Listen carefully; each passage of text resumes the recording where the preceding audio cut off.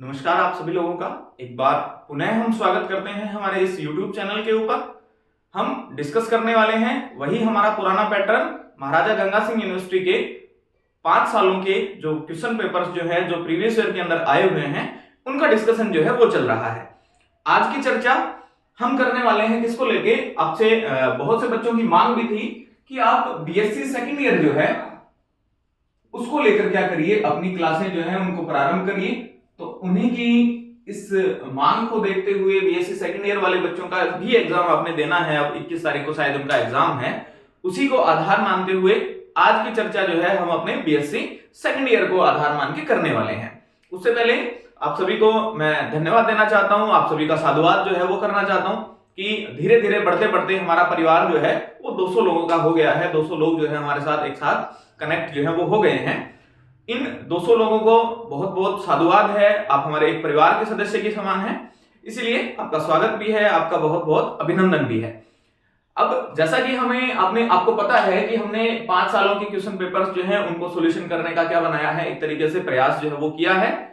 आशा करते हैं कि इस प्रयास का आपको लाभ भी मिल रहा होगा या आपका इसका क्या मिलेगा, एक तरीके से फायदा जो है वो पहुंचेगा।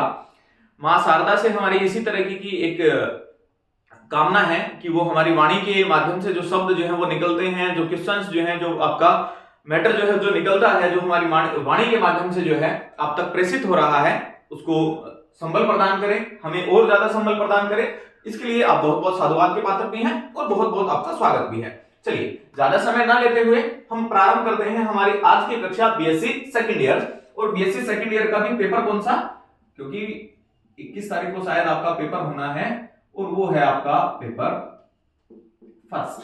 इस पेपर फर्स्ट को शुरू करने से पहले जर्नल इसके बारे में थोड़ी सी चीजें जो है वो जान लेते हैं, या इसका एक जर्नल जो एक तरीके का रूप जो है वो देख लेते हैं। कितनी यूनिट्स हैं उनके बारे में चर्चा कर लेते हैं। वही आपको 5 यूनिट जो है वो कवर करनी है, 5 यूनिट पढ़नी है।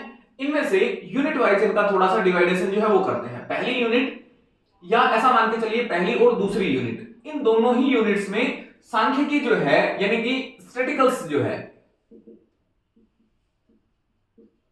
सांख्यिकी जो है स्टैटिकल मैकेनिक्स जो है उसका पोर्शन जो है वो देखा जाता है। बोस-आइंस्टीन सांख्यिकी हो गया, फर्मी-डिराक हो गया, और सारी चीजें जो है वो इसके अंदर देखी जाती हैं। यूनिट नंबर 3 क्या कहती है आपको? यूनिट नंबर 3 जो है वो आपका है उष्मागतिकी से संबंधित, उष्मागतिकी यानी कि थर्मो है, थर्मोडायनेमिक्स जो है उससे रिलेट करता हुआ है, थर्मोडायनेमिक्स जो है उसके बारे में चर्चा करनी है। यूनिट नंबर 4 वो है आपका उष्मागतिकी संबंध, उष्मागतिकी संबंध यानी कि थर्मोडायनेमिकल रिलेशन जो है,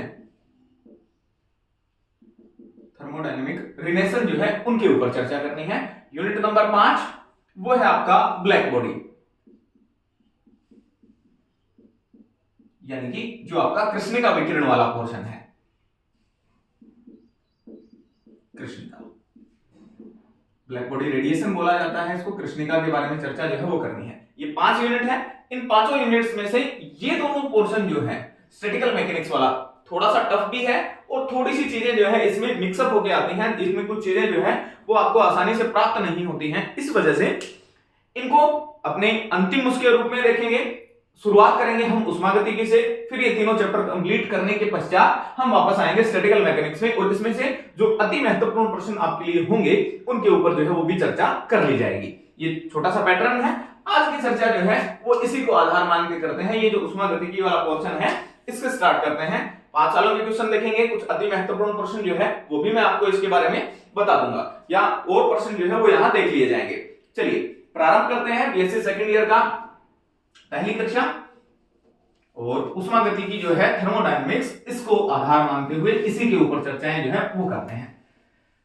क्या होता है, किस तरह की स्थितियां होती हैं थर्मोडायनेमिक्स में, वो सारी चीजें पढ़ने का देखिए वैसे तो समय नहीं है, लेकिन जर्नल सी बातें जो है वो भी मैं यहाँ आपके साथ डिस्कस करता हुआ चलूंगा ताकि आपको चीजें जो है वो समझने में आसानी हो। और यही हमारा उद्देश्य भी है, क्योंकि 5 ईयर आपने पढ़ने हैं, 5 ईयर क्वेश्चन पेपर्स जो है वो आप पढ़ते हैं और उन क्वेश्चन पेपर्स को समझने में आसानी हो। हमारा उद्देश्य केवल इतना है कि जो आप 5 ईयर सॉल्यूशन पढ़ते हैं, अधिकांशतः बच्चे वही पढ़ेंगे क्योंकि अन्य तैयारियों में भी आप लगे हुए हो सकते हैं, अन्य किसी प्रकार की समस्याएं हो सकती हैं, विद्यार्थी जीवन में कुछ ऐसे पल भी आते हैं कि आपको क्लासेस वगैरह लगाना ज्यादा अच्छा नहीं लगता है, इसलिए इन्हीं को चर्चा मानते हुए उष्मागतिकी जो है उसके ऊपर चर्चा करते हैं। देखिए, ये जो शब्द है उष्मागतिकी यानी कि थर्मोडायनेमिक्स, इस शब्द में इसका अर्थ जो है वो निहित है। इसको दो रूपों में देखिए, उष्मा और गतिकी, यानी कि थर्मो और डायनेमिक्स, अलग अलग करके देखिए इसको। उष्मा गतिकी का मतलब यह है कि फिजिक्स की एक ऐसी ब्रांच जिसमें हीट का या उष्मा का रूपांतरण वगैरह जो है वो देखा जा सकता है, या उष्मा के बारे में ज्यादा चर्चाएं जो है वो करते हैं। और गतिकी का मतलब वो कंटिन्यूअस क्या होती है, मोशन के अंदर होती है। मोशन का मतलब ऐसा नहीं कि जैसे एक कार चल रही है, मोशन का मतलब है एक तरीके से परिवर्तन जो है उसके अंदर होते रहते हैं। किसका अध्ययन किया जाता है उष्मा गतिकी में? कोई आपका निकाय होगा या कोई सिस्टम होगा। सिस्टम वो होता है जिसका हमें अध्ययन करना होता है। इस निकाय में उष्मा के आदान प्रदानों को देखा जाता है। उष्मा का आदान प्रदान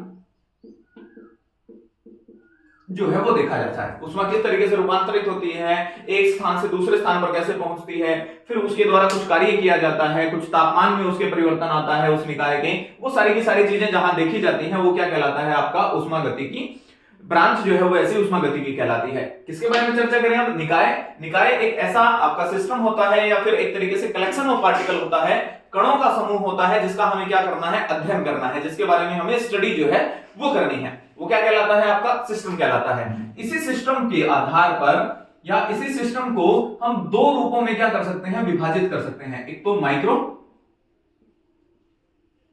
एक आपका macro system. Micro system and macro system. Micro system का मतलब सूक्ष्म निकाय। हिंदी में लिखूं, हिंदी में अगर लिखा जाए इसको क्या कहा जाएगा? इसको कहा जाता है आपका सूक्ष्म निकाय।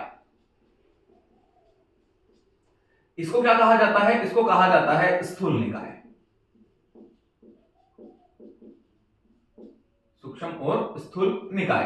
देखिए, हालांकि ये परिभाषा आपको थर्मोडायनेमिक्स में नहीं देखने को मिलेगी अधिकतर। ये जो दोनों परिभाषाएं हैं माइक्रो और मैक्रो सिस्टम वाली, ये आपका पोर्शन बन सकता है स्टैटिकल मैकेनिक्स वाला। जो दो चैप्टर मैंने बताए वहां इनके बारे में पूछा जा सकता है। जनरल सी बातें बता देता हूं। माइक्रो सिस्टम जो है एक ऐसा सिस्टम होता है जो कि छोटे छोटे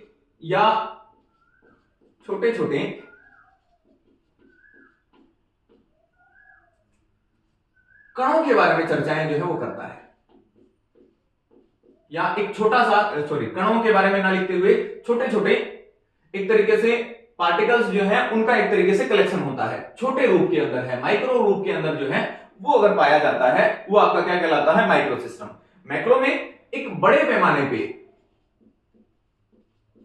एक लार्ज स्केल जो है उसके ऊपर चीजें जो है वो देखी जाती हैं। लार्ज स्केल जो है उसके ऊपर चीजों को हम क्या करते हैं, एक तरीके से मेजर करते हैं। बड़े पैमाने पर अगर देखा जाता है, अगर स्मॉल स्केल जो है छोटे से पैमाने पर देखेंगे तो आपका माइक्रो हो जाएगा। अगर बड़े पैमाने के ऊपर बात कर ली जाएगी तो वो सिस्टम आपका कैसा हो जाएगा? स्थूल निकाय जो है या फिर मैक्रो सिस्टम हो जाएगा। इसमें एक और चीज अंतर पूछा जा सकता है, वो क्या कह सकता है कि अंतर बताइए। एक और चीज का अंतर है, यहां एक इंडिविजुअल पार्टिकल जो है उसकी बात की जाती है।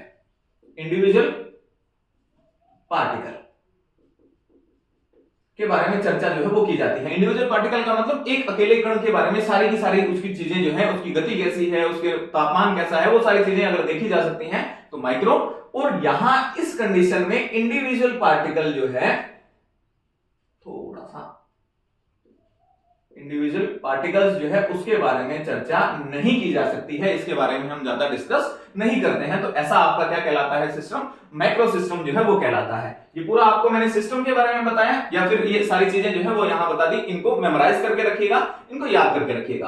अब आज का पहला क्वेश्चन पढ़ते हैं। ये तो जनरल सी बात थी, इनके बारे में पूछा जा सकता है, मैक्रो सिस्टम, माइक्रो सिस्टम वगैरह के बारे में। आज का जनरल पहला क्वेश्चन जो है उसके बारे में चर्चा करते हैं। ये है आपका ताप की अभिधारणा।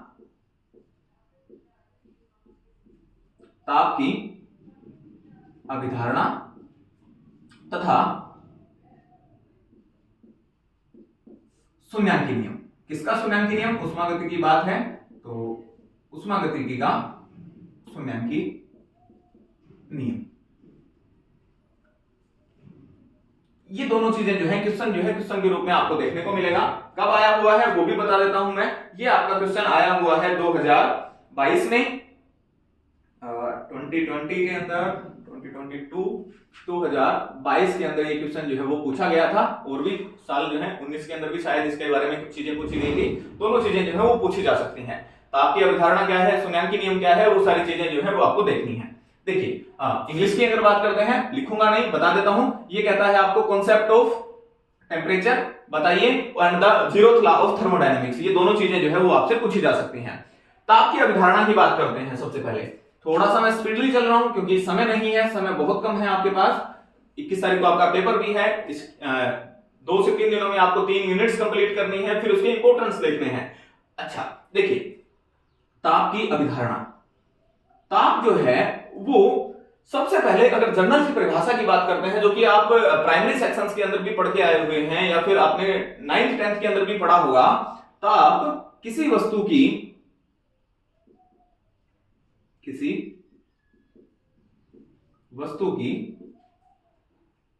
उष्णता या ठंडकता की माप है, या उसके बारे में ठंडकता या उष्णता के बारे में क्या करता है, चर्चा करता है। हॉटनेस और कोल्डनेस जो है उसके बारे में बताता है। वो क्या कहलाता है, टेम्परेचर कहलाता है, या फिर वो तापमान जो है वो कहलाता है। एक और परिभाषा, ये तो जनरल सी बात है। अब यहां थर्मोडायनेमिक्स में इसकी चर्चा कर लेते हैं कि यहां इसका क्या यूज है या फिर किस तरीके से इसको परिभाषित करते हैं। एक एग्जांपल लीजिए। यहां आप मान के चलिए, एक एग्जांपल हम कंसीडर करते हैं कि हमारे पास एक निकाय है, एक सिस्टम जो है वो मैंने यहां माना हुआ है। इसको मान लिया मैंने ए, इसका कुछ टेम्परेचर है, T1 कंसीडर कर लेते हैं। एक और निकाय है मेरे पास, और इसको मैंने मान लिया बी, ये कह दिया इसका टेम्परेचर जो है वो कितना है, T2 है। अब दोनों में एक चीज जो है वो देखिए, मैं ये कहता हूं कि T1 जो है वो T2 से ज्यादा है, यानी कि जो आपका निकाय ए है उसका तापमान निकाय बी के तापमान से ज्यादा है। तापमान का मतलब वो गर्म दिखता है या ठंडा दिखता है, वो उसके बारे में बात की जाती है। T1 T2 हमने मान लिया। एक आपको यहां मजेदार चीज देखने को मिलेगी कि जब इन दोनों को एक दूसरे के साथ कनेक्ट कर दिया जाता है, दोनों को एक दूसरे के साथ जब जोड़ देते हैं, तब ऐसी स्थिति में T1 और T2 के तापमान में दोनों के मान जो है उनमें अंतर है। निकाय ए और बी का तापमान जो है वो अलग अलग है। ऐसी स्थिति में तापमान जहां से अधिक होगा, यानी कि निकाय ए से बी की तरफ आपकी उष्मा जो है, हीट जो है वो क्या होने लग जाती है, एक तरीके से ट्रांसफर जो है वो होने लग जाती है। ट्रांसफर ऑफ हीट जो है वो यहां देखा जाता है। तो ऐसी कंडीशन में जो इसकी एक तरीके से सर्वमान्य परिभाषा जो है उष्मा गतिकी जिसको मानती है, उसकी अगर चर्चा करते हैं तो तापमान किसी भी निकाय के लिए एक ऐसा गुणधर्म है, एक ऐसी आपके लिए एक उसकी प्रॉपर्टी है जो कि उष्मा के स्थानांतरण की दिशा का बोध कराता है। यानी कि जो हमें हीट ट्रांसफर की डायरेक्शन जो है उसके बारे में क्या करता है, एक तरीके से गाइड करता है। ये बताता है कि हीट का ट्रांसफर कैसे होगा। यानी कि ये तो सर्वविदित सी बात है कि उष्मा जो है वो अपने अधिकतम तापमान से निम्नतम तापमान की तरफ क्या होगी, ट्रांसफर होगी, ए टू बी जो है वो जाएगी।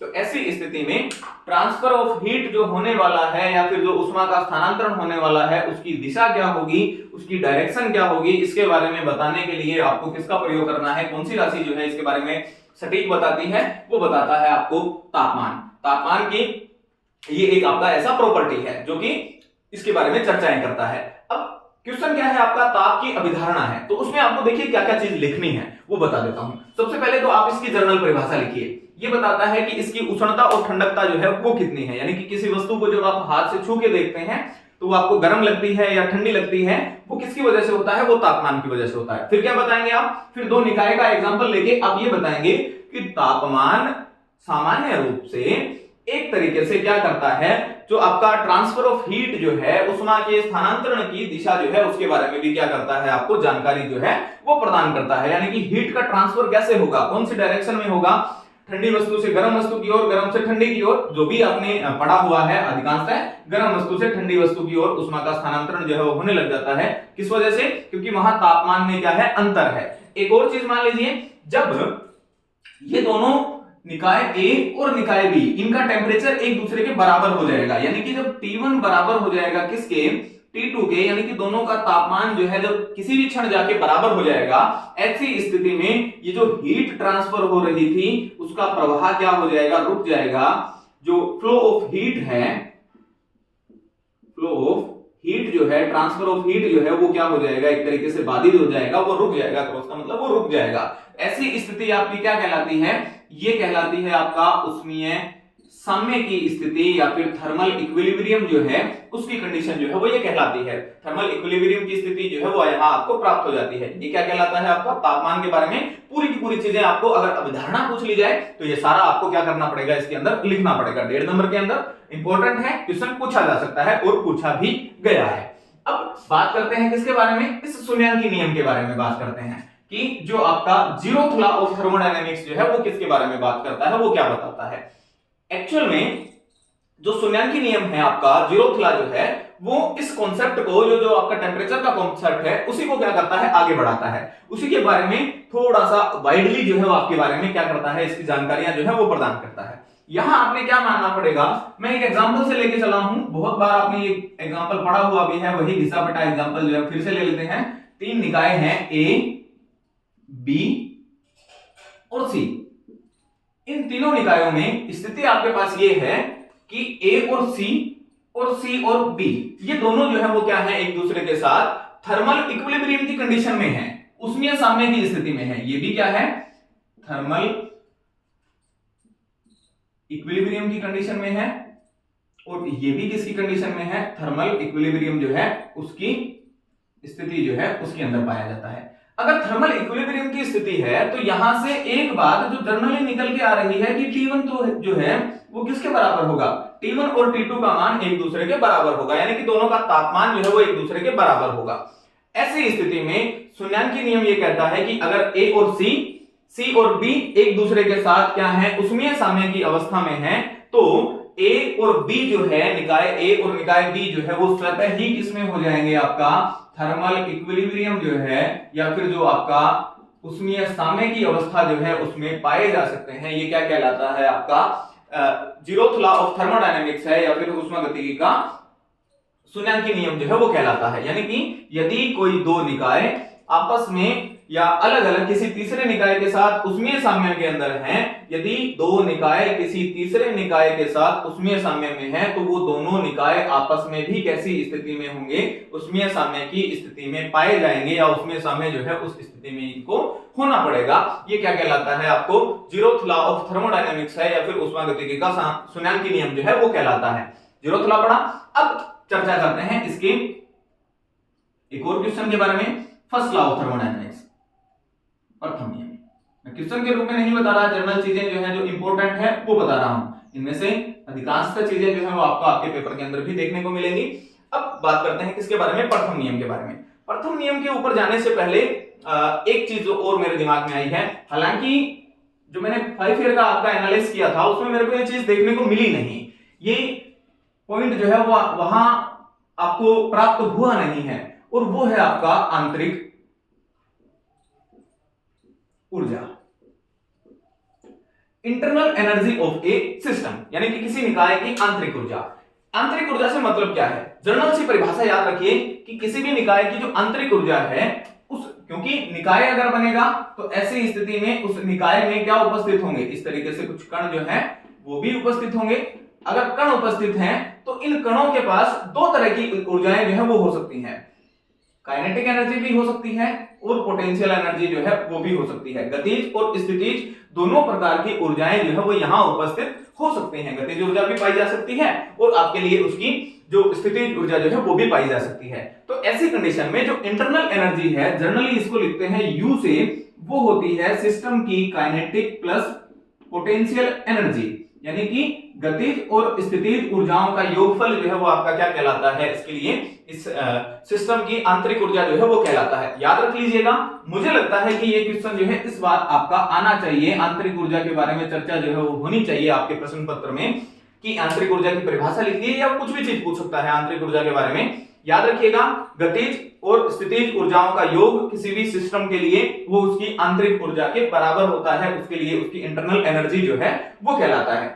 आंतरिक ऊर्जा वाला पोर्शन हुआ। यही एक और चीज देख लीजिए, ये जो आंतरिक ऊर्जा है ये टेम्परेचर के ऊपर क्या करती है, निर्भर करती है। यानी कि जैसे ही आपने इस सिस्टम का टेम्परेचर आप इंक्रीज करेंगे तो आपके लिए, या परिवर्तन करेंगे, इंक्रीज और डिक्रीज दोनों ही चीजें वहां एक जनरल रूप में आप मान के चलिए, अगर परिवर्तन आएगा तो इस परिवर्तन के कारण इसके लिए इसकी जो इंटरनल एनर्जी जो है, जो आंतरिक ऊर्जा है, उसका मान भी क्या होगा, एक तरीके से परिवर्तित जो है वो होगा।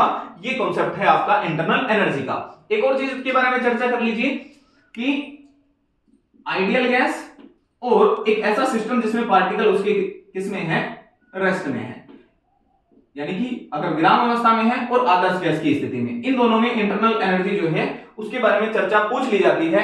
यहां नहीं पूछेगा तो किसी कंपटीशन एग्जाम में आपके काम आ जाएगी। आदर्श गैस की आंतरिक ऊर्जा क्या होती है, और एक ऐसा सिस्टम जिसके पार्टिकल रेस्ट में है उसके लिए उसकी आंतरिक ऊर्जा जो है वो किस रूप में डिफाइन की जाती है। तो याद रखिएगा, क्योंकि आदर्श गैस में जो कॉन्सेप्ट है आदर्श गैस का, आदर्श गैस की अवधारणा जो है उसमें आपको ये कहा गया है कि आदर्श गैस के अणुओं के मध्य किसी तरह का कोई भी एक तरीके से अंतराणविक बल जो है वो कार्य नहीं करते हैं। यानी कि ये एक तरीके से आपके आइडियल गैस के जो पार्टिकल हैं कंटिन्यूअस मोशन में रहते हैं, लगातार गतिशील जो है वो उस अवस्था में रहते हैं, कंटिन्यूअस मोशन की अवस्था में रहते हैं। तो ऐसी स्थिति में उनके लिए उनकी स्थिति का निर्धारण करना थोड़ा सा पॉसिबल नहीं है या कठिन कार्य है। तो अगर पोजीशन नहीं पता है तो आपको पोटेंशियल एनर्जी जो है उसके बारे में चर्चा वहां नहीं कर सकते हैं। तो आइडियल गैस के लिए जो उसकी इंटरनल एनर्जी जो है U इक्वल टू, मैं लिख देता हूं, किसके बराबर होती है, काइनेटिक एनर्जी के बराबर होती है, उसकी आंतरिक ऊर्जा के बराबर होती है। जबकि एक ऐसा पार्टिकल या फिर एक ऐसा सिस्टम जिसके पार्टिकल जो है वो किसमें है, रेस्ट में है, अगर वो विराम अवस्था में है तो ऐसी स्थिति में अगर विराम में है तो V इज इक्वल टू आपने क्या कर दिया, जीरो कर दिया। इस वजह से काइनेटिक एनर्जी जो है वो क्या हो गई आपके लिए, जीरो हो गई। तो ऐसी स्थिति में सॉरी V कर लीजिए इसको, V is equal to zero, तो काइनेटिक एनर्जी जीरो। और ऐसी स्थिति में जो इंटरनल एनर्जी है U वो किसके बराबर हो जाएगी, वो आपका बराबर होगी इस पार्टिकल के या फिर इस सिस्टम के लिए जो उसकी पोटेंशियल एनर्जी जो है, जो उसके लिए उसकी स्थिति ऊर्जा जो है उसके बराबर हो जाएगी। ये आपके पास कंडीशन है, आंतरिक ऊर्जा का पोर्शन है। अब आइए किसके ऊपर, ऊष्मागतिकी के प्रथम नियम के अनुसार या ऊष्मागतिकी का प्रथम नियम जो है उसके ऊपर चर्चा करते हैं। देखिए क्या माने, ये मान के चलो ये आपका एक सिस्टम है और इस सिस्टम ए को हम क्या करते हैं, कुछ हीट जो है वो प्रदान करते हैं या इसका टेम्परेचर इंक्रीज करते हैं। टेम्परेचर इंक्रीज करने का जर्नल सा मतलब ये है, हम इसको हीट जो है, उष्मा जो है वो प्रदान करते हैं। क्यों हमने इसको क्या किया, प्रदान किया। जैसे ही इसका क्यों प्रदान किया जाएगा, ये दो कार्य कर सकती है।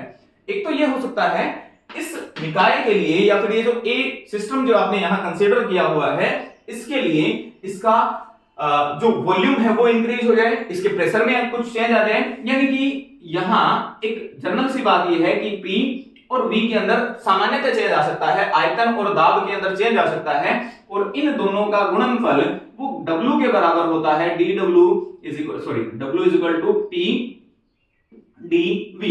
यानी कि P और V का जो मल्टीप्लिकेशन है या फिर चेंज इन वॉल्यूम जो है वो अगर प्रेशर से मल्टीप्लाई हो जाएगी तो वो कार्य के बराबर होगी। दूसरा काम क्या हो सकता है, दूसरा काम मैंने आपको ये बताया, आपने इसको क्या प्रदान किया, उष्मा प्रदान किया। उष्मा प्रदान करने का सामान्य सा मतलब उसका टेम्परेचर आपने परिवर्तित किया और टेम्परेचर परिवर्तित करने का मतलब आपको मैंने आंतरिक ऊर्जा में परिवर्तन जो है वो बता दिया है। तो ऐसी स्थिति में किसी भी निकाय को प्रदान की गई उष्मा दो कार्य करती है सामान्यतः, या तो क्या करेगी, या तो वो आपका उसकी इंटरनल एनर्जी जो है उसमें परिवर्तन लाएगी या उसके द्वारा कुछ कार्य जो है वो किया जा सकता है। तो ऐसी स्थिति में Q is equal to U plus W के बराबर आपके पास प्राप्त हो जाएगा। दी हुई उष्मा आंतरिक ऊर्जा में परिवर्तन और कार्य के रूप में क्या होती है, एक तरीके से प्राप्त हो जाती है। अगर बात करते हैं सामान्य इक्वेशन की तो delta Q is equal to DU plus delta Q। ये चीजें जो है वो आपने यहां देखनी है, ये आपका प्रथम नियम है। इसके बाद में आपकी बुक के अनुसार अगर बात करें तो प्रथम नियम के अनुप्रयोग जो है वो आपको दिए हुए हैं, लेकिन उनके बारे में चर्चाएं जो है वो सामान्यतः नहीं पूछी जाती आपके पेपर में। मैं ऐसा नहीं कर रहा कि उनको छोड़ दीजिए, उनको पढ़ के जाइएगा, हल्का हल्का उनका एक तरीके से आपको आइडिया जो है वो भी होना चाहिए, लेकिन ये चीजें ज्यादा इंपॉर्टेंट है, ये आपके एग्जाम में पूछी हुई है, रिपीट होने की संभावना जो है वो यहाँ होती है। तो ये आप जो है वो कंप्लीटली क्या करेंगे, पढ़ के जाएंगे या फिर कंप्लीटली जो है इसके बारे में आप चर्चा करेंगे, ये आपका कंप्लीट पढ़ेंगे। अब आगे चर्चा करते हैं, अपने नेक्स्ट क्वेश्चन की तरफ चलेंगे। हमारा अगला प्रश्न जो है उसके ऊपर चर्चा करेंगे। इतनी जो भी चीजें मैंने आपको बताई, मोस्ट इंपोर्टेंट चीजें जो है वो मैं आपको करवा रहा हूं, क्योंकि वही बात फिर वही चीज रिपीट करने का कोई फायदा भी नहीं है कि समय आपके पास नहीं बचा है, समय नहीं बचा है, समय नहीं बचा है। ये बार बार रिपीटेशन जो है वो हम यहां नहीं करना चाहते हैं, नहीं इसके बारे में चर्चाएं जो है वो करना चाहते हैं। अच्छा, एक और बात कि क्योंकि आपको पता है कि समय लगेगा वीडियोस को बनाने में, समय वगैरह जो है वो ज्यादा लगता है, एक लेक्चर को एक तरीके से कंप्लीट देने में कुछ चीजें जो है वो एक्स्ट्रा समय जो है वो आपको लगता है, आपका समय व्यर्थ खराब ना हो, तो ऐसी स्थिति में या तो आप अपने जो वीडियो प्ले की स्पीड जो है उसको क्या कर लीजिए 1.5 के ऊपर करके चलिए, या इसके आसपास की चीजें जो है वो आप देख के चलिए, या धीरे धीरे चीजें जो है वो आप अपनी स्पीड को बढ़ाते रहिए, स्किप कर दीजिए, जैसे इसका जो भी अन्य गतिविधियां होती हैं उनको आप स्किप कर सकते हैं। चलिए नेक्स्ट क्वेश्चन के ऊपर चर्चा करते हैं, नेक्स्ट क्वेश्चन जो है वो देखते हैं। हाँ जी, आपका नेक्स्ट क्वेश्चन जो है जो इंपॉर्टेंट है वो है आपका रिवर्सिबल और इरिवर्सिबल प्रोसेस जो है उनके बारे में चर्चा करिए। उत्क्रमणीय तथा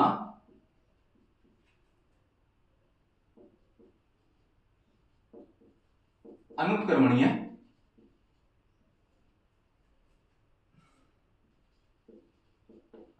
ऐसे प्रोसेस जो रिवर्सिबल और इरिवर्सिबल प्रोसेस सामान्यतः उत्क्रमणीय और अनुत्क्रमणीय प्रक्रम जो है उनके बारे में आपको क्या करनी है, चर्चा जो है वो ज्यादा करनी है। देखिए पूछा हुआ है, इंग्लिश में लिखने की आवश्यकता नहीं है, बोल दिया है मैंने, फिर भी रिवर्सिबल और इरिवर्सिबल प्रोसेस, उत्क्रमणीय और अनुत्क्रमणीय प्रक्रम। ये परिभाषा 10th क्लास से आपके साथ जो है वो चलती हुई आ रही है, आपने 10th क्लास से इसके बारे में पढ़ा हुआ है। उत्क्रमणीय प्रक्रम क्या होता है, अनुत्क्रमणीय प्रक्रम क्या होता है।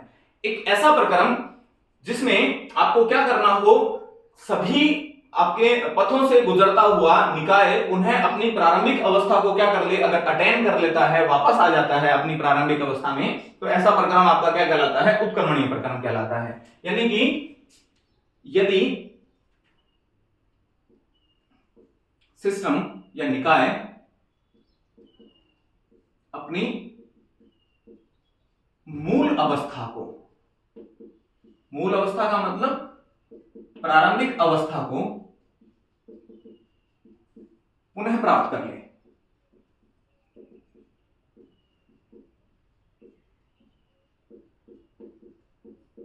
तो ऐसा प्रक्रम आपका क्या कहलाएगा, उत्क्रमणीय प्रक्रम। सिमिलरली अगर आपका प्रक्रम अपनी अवस्था को पुनः प्राप्त नहीं कर पाएगा, यदि मूल अवस्था प्राप्त नहीं हो, तो ऐसी स्थिति में आपका प्रक्रम कैसा कहलाता है, अनुत्क्रमणीय प्रक्रम कहलाता है। एक जनरल सी बात है, इसके बारे में चर्चा जो है वो और करते हैं, एक जनरल सी चीज जो है वो इसके बारे में और देखते हैं। देखिए थोड़ी सी चीज मैं आपको और बताता हूं इसके बारे में।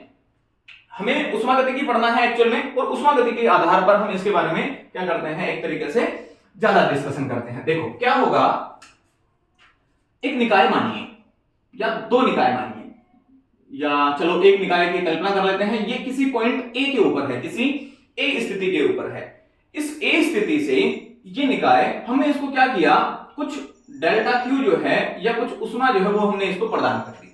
उष्मा के प्रदान करने के पश्चात इसने कुछ कार्य किया, और कार्य करने के बाद ये अपनी स्थिति बी के ऊपर जो है वो क्या हो गया, एक तरीके से आपको प्राप्त हो गया। अच्छा, इससे पहले एक चीज जो है जो जनरल सी सामान्यतः जो है वो आपके दिमाग में रहता है वो बता देता हूं।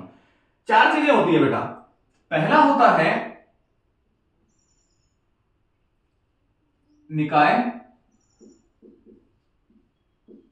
पर किया गया कार्य,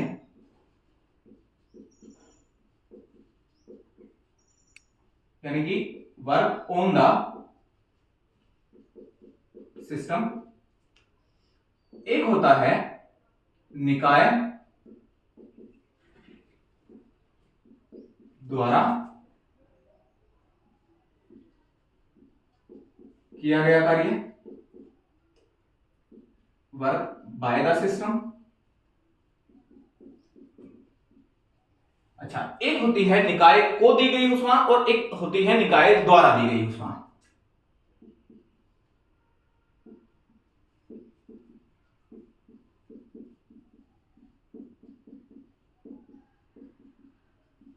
और निकाय द्वारा दी गई ऊष्मा, इनके ऊपर चर्चा करते हैं। इन चारों चीजों के ऊपर जो है वो बात करते हैं। देखिए क्या होता है, अगर निकाय पर कार्य किया जाता है, एक तो ये जनरल सी बात ध्यान रखिए कि अगर कार्य की बात होती है तो कार्य dw बराबर होता है P dV के, यानी कि आयतन में होने वाला परिवर्तन और दाब का मल्टीप्लिकेशन जो है, दाब के साथ उसका गुणनफल जो है वो क्या कहलाता है, आपका कार्य कहलाता है। अगर निकाय पर कार्य जो है वो किया जाता है तो ऐसी स्थिति में निकाय पर किया गया कार्य जो है वो धनात्मक होगा, ऋणात्मक होगा, उसके ऊपर चर्चा हमें करनी है। निकाय पर कार्य किया गया है, हम एक जनरल सा एग्जांपल मान के चलते हैं। ये आपका कोई निकाय है, इसका वॉल्यूम जो है वो आपने मान लिया क्या, V। हम क्या करते हैं, निकाय पर काम करते हैं, यानी कि एक्सटर्नल रूप से हमने इसके लिए इसके ऊपर कुछ बाहर से एक्सटर्नल चीज जो है वो अप्लाई की। इस एक्सटर्नल के अप्लाई करने के पश्चात इसका वॉल्यूम, जनरल सी बात आपको दिखाई दे रही है, क्या होगा, कम होगा। और अगर इसका एक तरीके से वॉल्यूम जो है वो कम होगा, मान लेते हैं वो आपका क्या हो गया, ये V1 था, अब क्या हो गया, V2 हो गया, तो dV बताइए क्या होगा, dV होता है बेटा V2 माइनस V1, यानी कि अंतिम माइनस प्रारंभिक। अब V2 का मान पहले से ही आपने क्या कर दिया है, पहले की तुलना में कम कर दिया है, तो ऐसी स्थिति में अगर निकाय पर कार्य किया जाना है तो V2 का मान कम होने की वजह से अगर उसमें से बड़ी संख्या घटाई जाएगी तो ये वैल्यू आपके पास क्या आ जाएगी, आपको नेगेटिव मान जो है वो क्या करेगी, प्रदान करेगी, ऋणात्मक मान जो है वो देगी। इसी तरीके से यहां आओ, यहां जब आप आओगे तो निकाय द्वारा किया गया कार्य, अगर निकाय द्वारा कार्य किया जाता है तो ऐसी स्थिति में ये आपने कोई वॉल्यूम माना था, निकाय कार्य कर रहा है यानी कि एक्सपेंड होने की कोशिश करेगा। जनरली ये वाली कंडीशन आपके पास बनेगी, ये V1 था, अब V2 हो गया, V2 माइनस V1। इस बार क्या आएगा, अगर V2 बड़ा हुआ है, V2 का मान इंक्रीज हुआ है, तो ये वैल्यू आपको कितना प्राप्त होगी, या फिर ये वैल्यू जो है वो आपकी क्या आ जाएगी, धनात्मक मान जो है वो आपको प्रदान करेगी।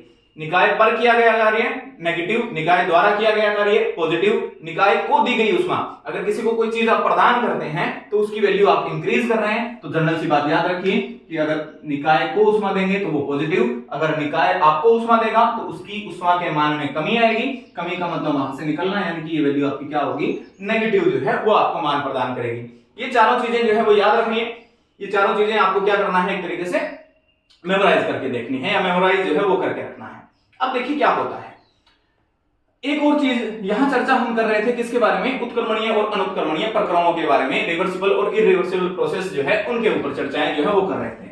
देखिए एक आपके पास सिस्टम है जो ए पोजीशन के ऊपर है, आपने इसको डेल्टा क्यू प्रदान की, ऊष्मा जो है वो प्रदान की, इसके द्वारा कार्य किया गया, मान लेते हैं डेल्टा डब्ल्यू, और ए से बी के ऊपर ये क्या हो गया, पहुंच गया है। तो ऐसी स्थिति में, क्योंकि एक और चीज याद रखिएगा, आंतरिक अवस्था ऊर्जा जो है वो अवस्थाओं का फलन होती है, तो इस अवस्था में ये UA है आपकी, ये यहां पर आपका क्या है, UB है। तो अगर आप इसको एक्सप्रेशन जो है वो लिखना चाहते हैं, इसके बारे में इक्वेशन जो है वो मैं आपको अगर बताना चाहता हूं, तो ऐसी स्थिति में हमारे द्वारा क्या लिखा जाएगा, अगर मैं DU निकालूं तो DU प्रारंभिक माइनस अंतिम, UB माइनस UV।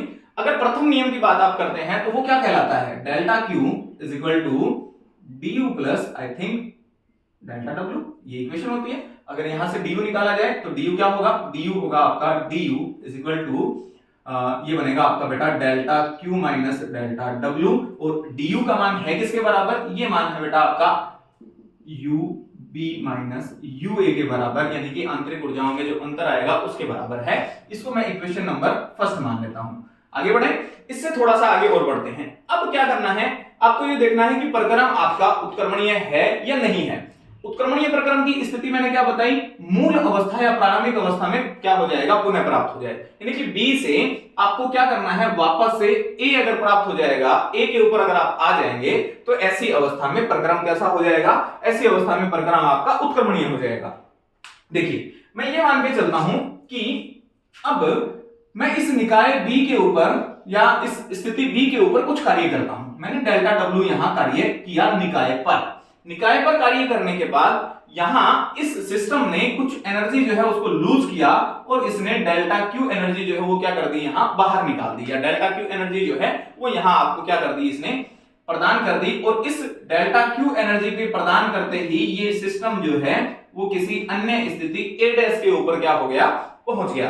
अब ऐसी अवस्था में अगर ए और ए डैश अगर यानी कि अगर प्रक्रम उत्क्रमणीय होगा तो ए और ए डैश दोनों पर जो आंतरिक ऊर्जाएं जो हैं, यहां यूए ये यूए डैश, अगर दोनों का मान बराबर हो जाएगा, क्योंकि अवस्था का फलन होती है, जो ऊर्जा यहां होगी वही यहां होनी चाहिए, तभी वो एक स्थिति मानी जाएगी। तो ऐसी स्थिति में हमें अब क्या करना है, वापस से उष्मागतिकी का प्रथम नियम लगाना है और देखना है कि ए और ए डैश अगर बराबर आएंगे तो हम कहेंगे कि उत्क्रमणीय प्रक्रम है, अगर ऐसा नहीं होगा तो हम क्या कह देंगे कि प्रक्रम कैसा है, आपका अनुत्क्रमणीय प्रक्रम जो है वो माना जाएगा। देखिए क्या करें, अब हमने क्या किया है, हमने डेल्टा डब्ल्यू निकाय पर कार्य किया है। अगर निकाय पर कार्य किया जाएगा तो उसके वैल्यू क्या होती है, उसकी वैल्यू होती है बेटा नेगेटिव, तो इसको मैं नेगेटिव डेल्टा डब्ल्यू मान सकता हूं। यहां निकाय ने उष्मा आपको प्रदान की है और निकाय ने प्रदान की हुई उष्मा जो है ये भी क्या होती है, नेगेटिव होती है, यानी कि ये क्या मान लिया आपने, नेगेटिव डेल्टा क्यू जो है उसकी यहां आपने कल्पना कर ली।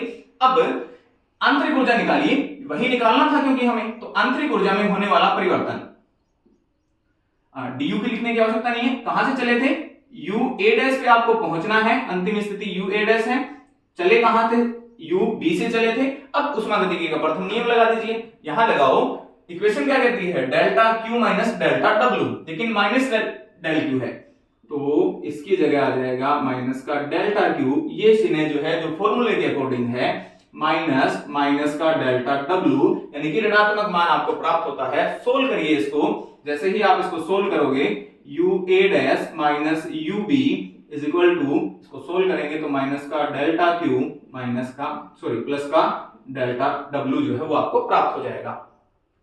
नेगेटिव साइन यहां से कॉमन लीजिए, यहां से नेगेटिव साइन कॉमन लेके यहां आओ,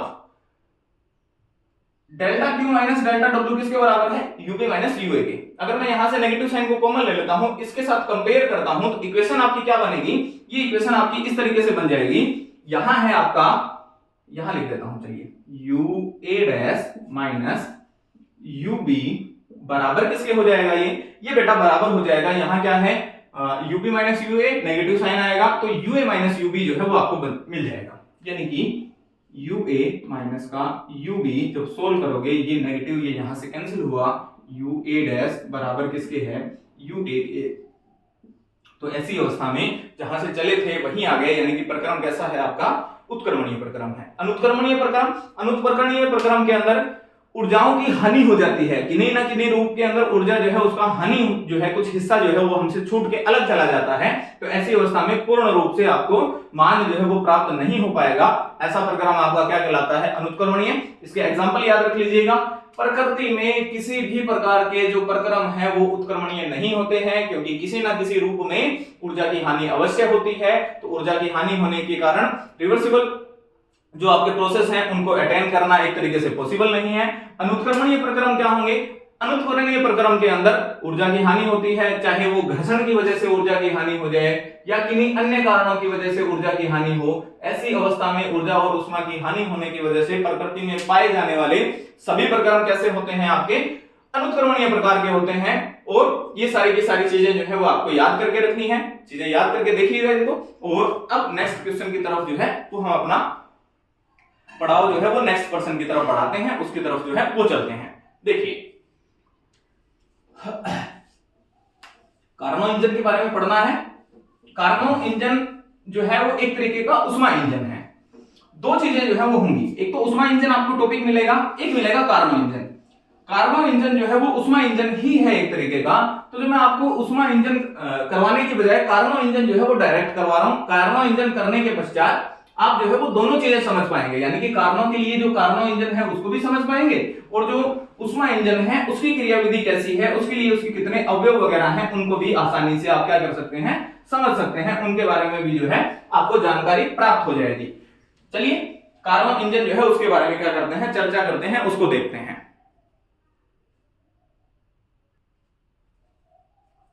देखिए कार्नो इंजन या कारणों का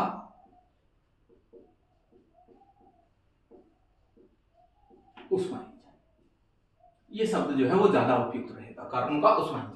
ये 2 से 3 तरीके से पूछा जा सकता है, वो या तो कार्नो इंजन पूछेगा, या ऐसा पूछ सकता है कि उसकी एफिशिएंसी जो है उसका फॉर्मूला आप डिराइव करिए। एक और चीज, इसके ऊपर क्वेश्चन जो है वो आपको एग्जांपल के रूप में भी देखने को मिल सकता है, उसकी एफिशिएंसी वगैरह निकालने वाला पोर्शन जो है वो आपको एग्जांपल के रूप में भी देखने को मिल जाएगा, या एग्जांपल के रूप में भी जो है वो क्वेश्चन आपको मिलेगा। कब कब आया हुआ है उसको नोट करिए। ये आया हुआ है आपका क्वेश्चन 2022 में, 19 में, 2018 में और इसके बाद में 2017 में, यानी कि लगातार ही क्वेश्चन पूछा जा रहा है, क्योंकि बीच में 2 साल तो एग्जाम हुआ ही नहीं था। 21 में ये पूछा नहीं गया, 22 में पूछ लिया, अब मेरे को उम्मीद है कि ये 2023 के अंदर भी क्वेश्चन आपको देखने को मिलेगा। एक तो ये, एक इसके बाद में हम पढ़ने वाले हैं कारणों की प्रमेय वगैरह। 2 प्रमेय हैं कारणों की, 2 कथन हैं उसके, उनकी कारणों की प्रमेय लिखिए और उनकी तुल्यता जो है वो बताइए। वो क्वेश्चन जो है वो भी आपको देखने को अधिकांशतः मिल जाएगा। चलिए अब बात करें कारणों की इंजन या कारणों का ऊष्मा इंजन। सबसे पहले तो ऊष्मा इंजन की जो चीज है उसको खत्म करते हैं कि ऊष्मा इंजन क्या होता है। ऊष्मा इंजन में 3 प्रकार के सामान्यतः क्या होते हैं, आपके पास अवयव जो है, एलिमेंट जो है वो होते हैं। इसके 3 भाग हैं। पहला क्या है, पहला है आपका ऊष्मा का स्रोत, फिर आपको कार्यकारी पदार्थ मिलेगा और फिर उसके बाद में मिलेगा ऊष्मा का सिंक। 3 चीजें हैं, ऊष्मा स्रोत यानी कि सोर्स ऑफ हीट, फिर आपको सेकंड मिलेगा कार्यकारी पदार्थ जो कार्य वगैरह करता है, और लास्ट हिस्सा जो है वो क्या मिलेगा आपको, ऊष्मा का सिंक। अब इनके बारे में ज्यादा डिस्कस करने की तो आवश्यकता मुझे यहां लग भी नहीं रही है कि ज्यादा इनको डिटेल में पढ़ने की आवश्यकता है। होता क्या है एक्चुअल में, यहां ऊष्मा स्रोत से आपका इंजन जो है वो ऊष्मा को ग्रहण करेगा, फिर उसके बाद उसके द्वारा मैकेनिकल कुछ वर्क किए जाएंगे, और मैकेनिकल वर्क करने के पश्चात जो बाकी बची हुई ऊष्मा है, जो बाकी हिस्सा उसका बच गया है, उसको ये क्या कर देगा, ऊष्मा सिंक को वापस से प्रदान कर देगा। जनरल सा डायग्राम देखो क्या बनेगा, ये स्थिति है। यहां आपने कुछ सोर्स जो है वो लगाया, ऊष्मा का स्रोत है, इस स्रोत के साथ यहां एक कुछ मैकेनिकल वर्क करने के लिए कार्यकारी पदार्थ जो है वो जुड़ा। इस कार्यकारी पश्चात के पश्चात यहां कार्यकारी पदार्थ के पश्चात यहां आपको क्या मिलेगा, सिंक। ये क्या है, मैकेनिकल सब्सटेंस है, कार्यकारी पदार्थ के रूप में।